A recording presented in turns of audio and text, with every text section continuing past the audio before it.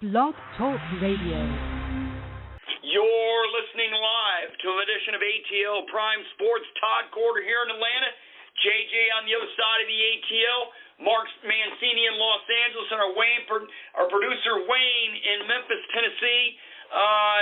We have a special guest today, Evie Van Pelt. She's a publisher of the Rebel Walk, where they cover Ole Miss sports better than anyone. You can get her at Ole Miss Evie, and you can follow her on the Rebel Walk, also on Twitter. You can follow all of us on Twitter at ATL Prime Sports. Myself at Corder Todd, JJ at JJ Get You One, Mark at Mancini Sports, and Wayne at RWY Jr. So we have all the pleasantries done. We all haven't been on for several weeks. I've been all over the country, Western PA, Eastern PA, South Georgia, and finally back to Atlanta in 2 weeks, and here we are. And Evie, thank you so much. Welcome to the show, and let's talk about the game that's on Monday night down in Mercedes-Benz Dome. Thank y'all for having me on, and thank you for having me, and I'm excited to be here, and I'm really excited to head to the Mercedes-Benz Stadium coming up here Monday. Really excited about that game. You should be. It's going to be a great opening game. You know what? The quarterbacks, Matt Corral of Ole Miss, Malik Cunningham of Louisville, very good. Head coaches Lane Kiffin and Scott Satterfield. To me, when you look at these teams offensively, Ole Miss was third last year, seventh in the pass, 26th in the rush. Louisville was 29th offensively, 48 with a pass, 29th with a rush. To me, it's not going to come down really to the offenses unless they turn the ball over. Ole Miss is coming off that good performance versus Indiana in the Outback Bowl. They do return experience in the secondary. They're big up front, and they're terrific at linebacker, but they were 126th in the nation defensively last year. Louisville was 39th. Louisville has to replace 6 starters. So something, Evie, has to give, and I'm thinking, whose defense can cause their offense to turn the ball over is going to win this game. Your thoughts? Yeah, I absolutely agree with that. It was funny in yesterday's press conference with Corral. Well, actually, we had Corral and a defensive lineman and a defensive back, but Corral said, I'll be ready for drop 8, and because that's what got him last year, against Arkansas and LSU. That's when he had kind of his turnover situations. But he said, I'll be ready for drop 8, and I am going to expect the unexpected. And I think, I don't know, call me crazy, but I think the kid's focus this year is just different to me. And we're going to see Monday night, but I don't expect him to have turnover issues. So I do feel like the Ole Miss defense, I know it's cliche to say they have a chip on their shoulders, but every single player pretty much for the defense throughout the entirety of fall camp has been asked that over and over. Are y'all wanting to redeem yourselves from last year? So I really think that Lane has gotten some pieces together that will help them do that. You're listening to Ole Miss Evie Van Pelt, editor of the Rebel Walk, right here on ATL Prime Sports. TC talked about the defense, what's going to give. Let's go to the offensive side of the ball for me. Ole Miss doesn't just throw the ball well, Evie. They run it well, too. Describe the battle between these running backs, who's going to be the starter, and just how deep that running back room is and how it will affect that game Monday night. It's really interesting. The running back room is incredibly deep. It's so deep that Snoop Connor, who, many expected, Jerry Neely is without a doubt the returning starter and will be. He's Mr. Everything back there. But a lot of people thought maybe Snoop Connor would be the backup. Snoop had a really good season last year. When we get our depth chart this week, Snoop, who is a very, very good running back, is 4th on the depth chart. That's like, holy cow. One Rebel fan said to me, if Snoop Connor is the 4th best running back on our team, which I'm not saying he is, but that's where he is on the depth chart, then we have got a heck of a running back room. So we're looking for Jerion Ely. They've got him listed first. Then Henry Parrish, a sophomore, Kentrell Bullock, a sophomore, and then Snoop. So I just look for a heavy dose of those guys. You're going to see Ely in the slot some. You're going to see Ely getting the ball in a lot of different ways. You know what, Levy, speaking of the ball in a lot of different ways, these guys are a lot alike on offense. They're going to throw the ball deep downfield. I expect a lot of deep passes, and I expect each team's secondary to be tested greatly on Monday night. I do too. And I think, the Ole Miss mantra, so to speak, their hashtag on Twitter is score from far. And if there is anything that yes. comes up, Lane Kiffin's, philosophy, personality, everything, it would be score from far.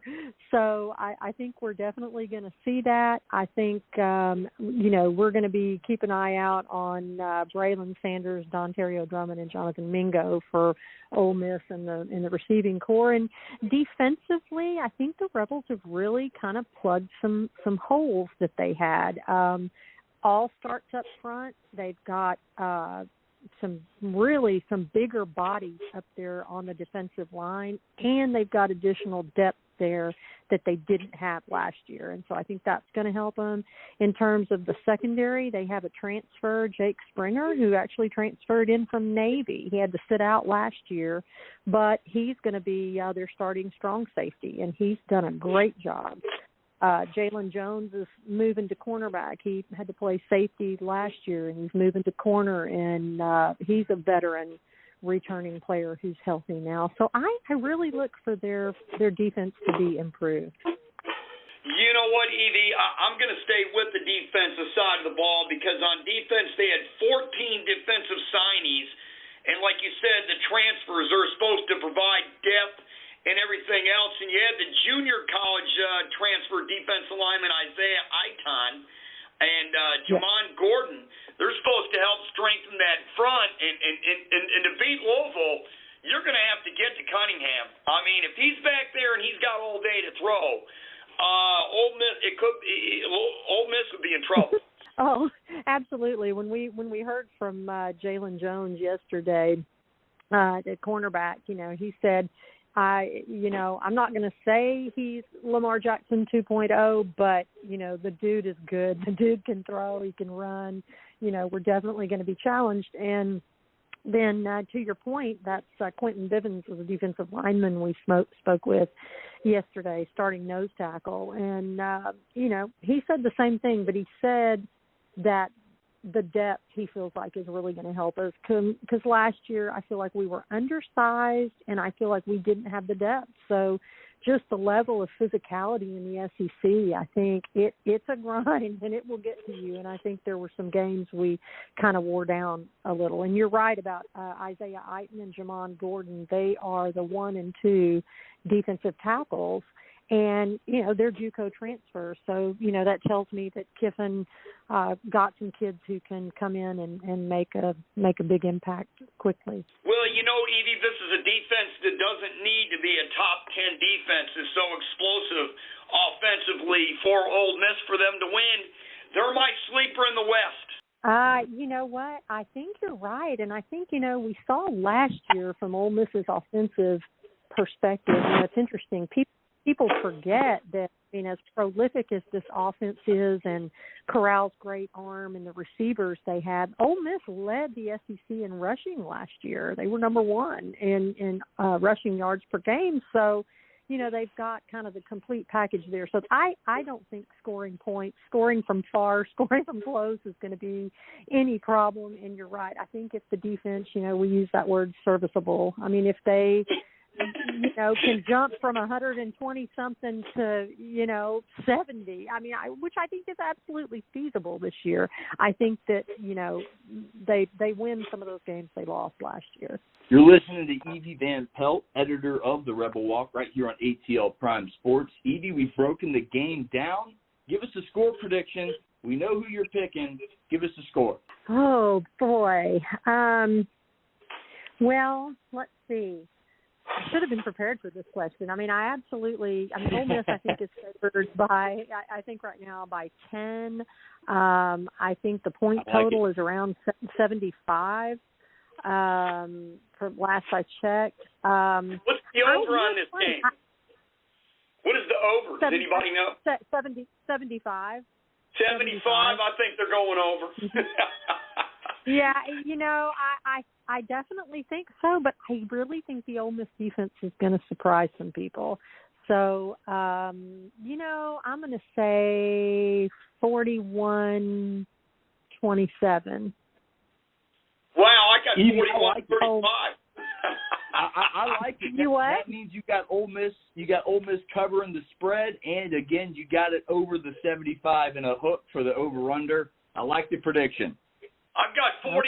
Evie, thanks so much for coming on. We're out of time, and I will see you Monday in downtown Atlanta. Sounds great. Talk to you All right, later. We'll see you then. Bye now. Thanks for coming on. This is Evie Van Pelt, publisher of the Rebel Walk here on ATL Prime Sports. We'll stay with football, but we're going to go to the National Football League. We're going to go to the Atlanta Falcons in the NFC South.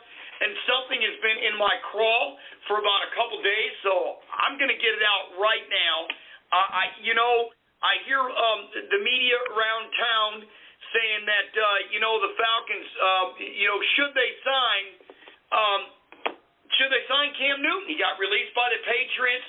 Mac Jones is going to be the starter in New England. We all know that Bill Belichick did not release Cam Newton for COVID. Anybody that thinks that is out of their absolute mind.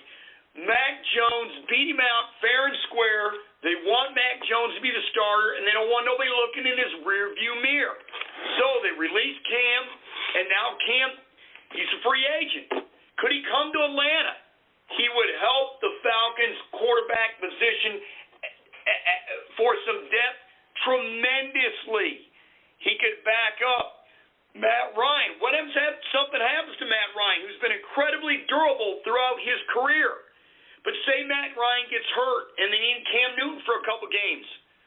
I mean, to me, it's a no-brainer to sign him. And I saw some folks around town, Zach Klein of Channel 2 here in Atlanta, saying, well, I don't think the Falcons will sign him because if he's not vaccinated.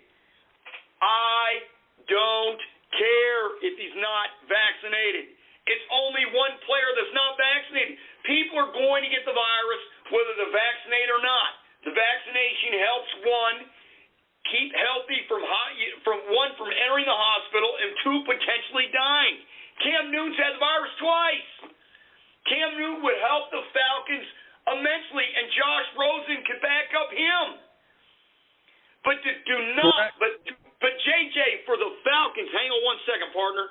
For the Falcons not to take him because he's not vaccinated, if that is the real deal, and I don't believe it is pure lunacy. Your thoughts, JJ, then we'll go to Mark.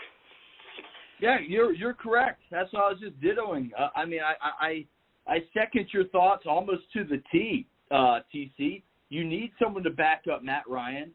Currently, right now, you do have a former first-round draft pick in Josh Rosen, but he has only been in this system for, 2 weeks, if that. Then you have Felipe Franks, an undrafted free agent. That's a rookie.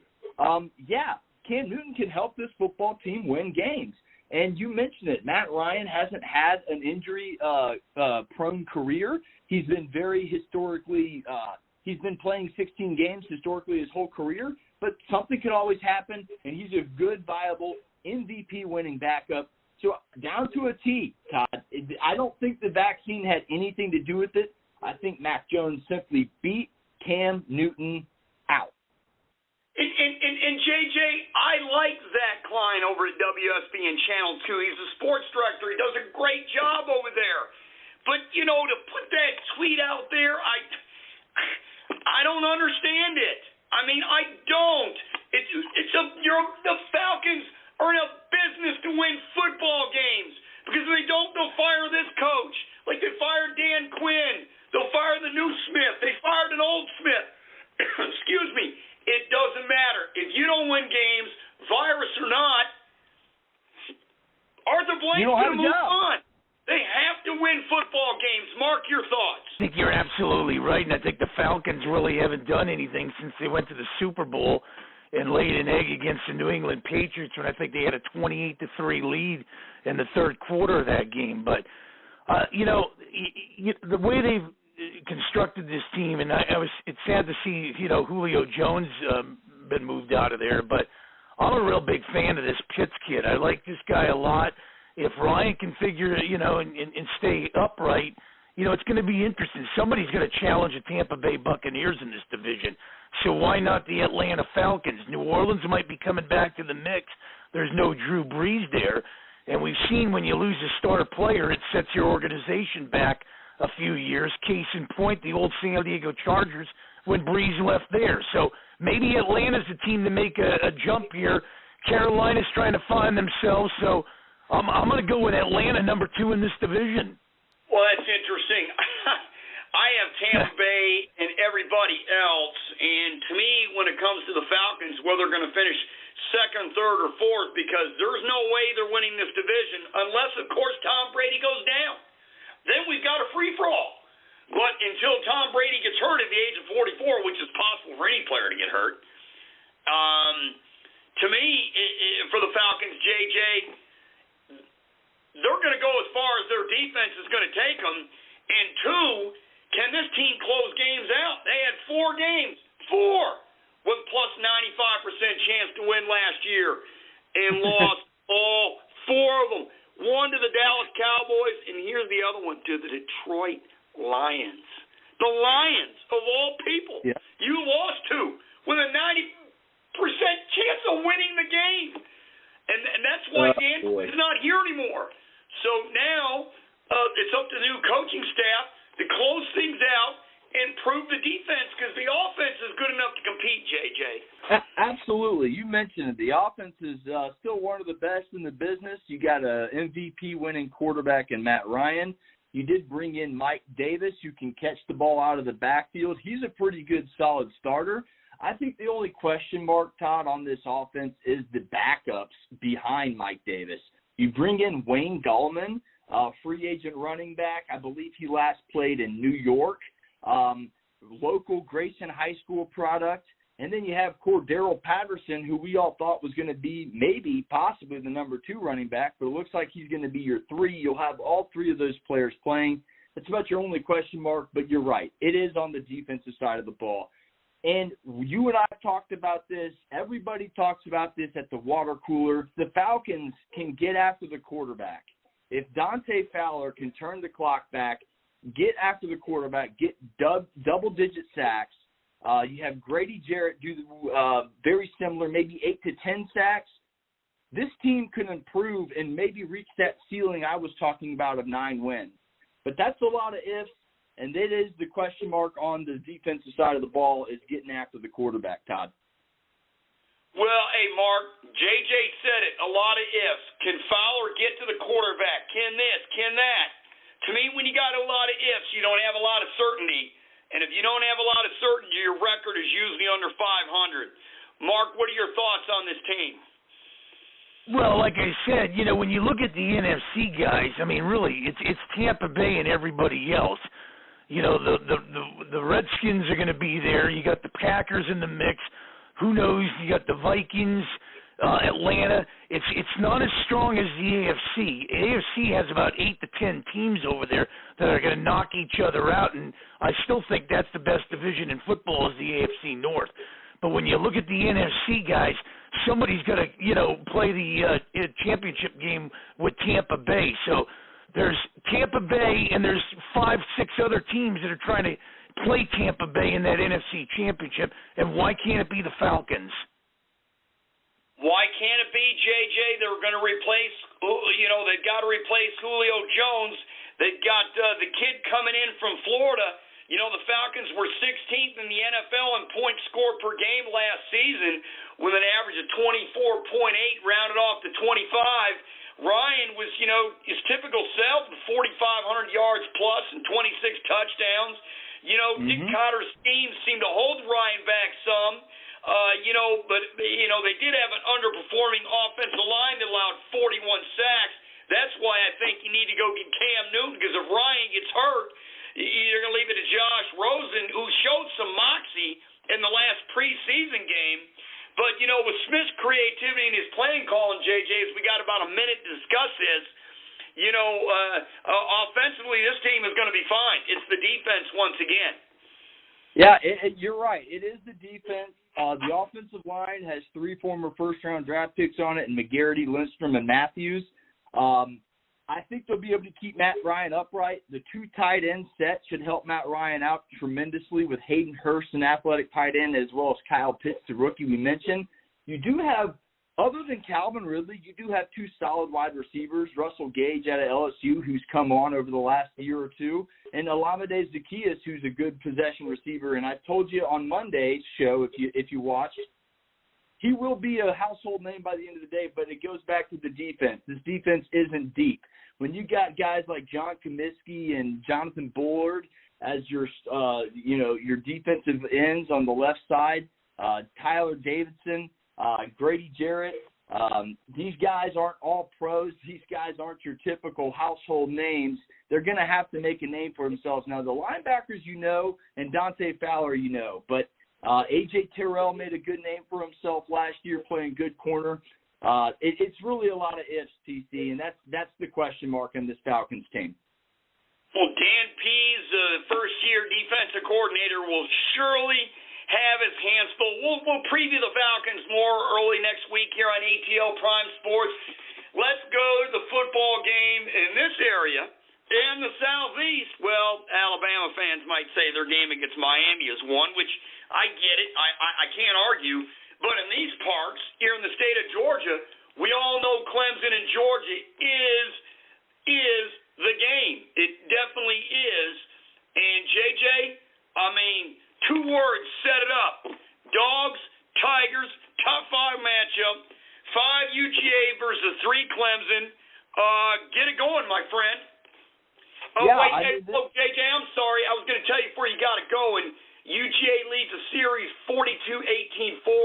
First meeting was way back in 1897. Georgia won the last meeting in 2014, 45-21.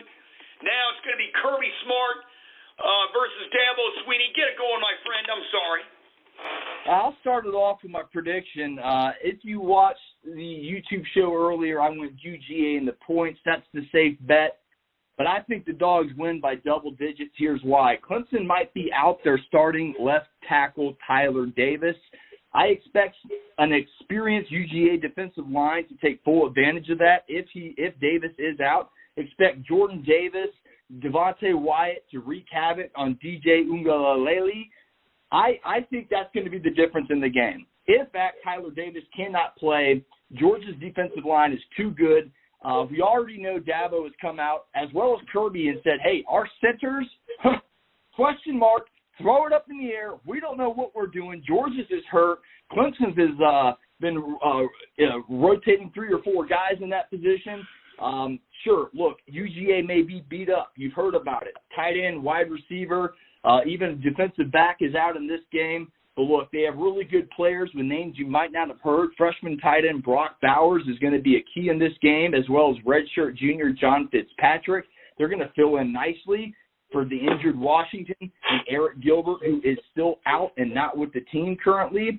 And my final prediction, Adam Anderson's going to make an impact play for the Georgia Bulldogs, strip sack, maybe even a pick 6, something like that. Adam Anderson's going to impact the game in a positive way. The Dogs get the double digits win. I think it's going to be a pick 6 late in the game that turns the tide. JT Daniels is the better quarterback. Dogs by double digits. All right. Well, Mark, I'm going to come over to you. DJ's a pretty good quarterback over there, Clemson. He threw for 400-plus change against Notre Dame last year in the loss up in South Bend. You know, Clemson's attempting to prove at 13-4 against its SEC opponents in the college football era. Clemson's won its last 6 against the SEC East foes and is also 6-2 versus the West since the start of 2016 season.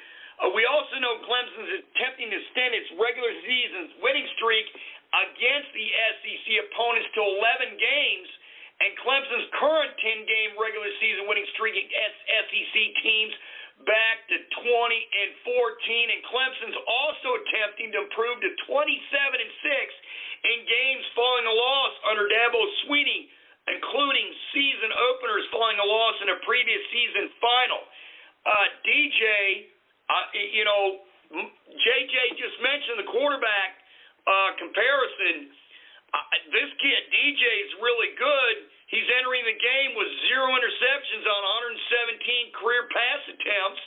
He needs 48 more pass attempts on interception to tie the Clemson record for most pass attempts without interception to start the career, held by Cullen Harper.